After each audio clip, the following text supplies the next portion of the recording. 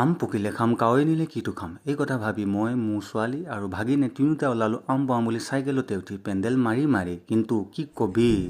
গৰম পুৰা গৰম ফাটি গ'ল একদম গৰম হৈছে না গৰম হৈছে না গৰম পুৰা গৰম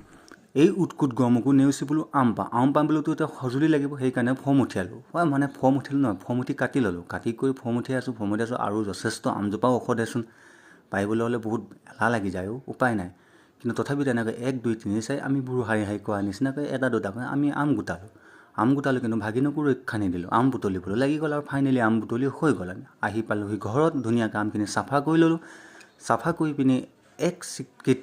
মই কলপাত কাটি লওঁ 2 চিটকিট মই আম চেলাই গুচাই 3 চিটকিট আমাৰ ছোৱালী বহি দুইজনী বহি বোলে আম খাই বোলে সিহঁতৰ বোলে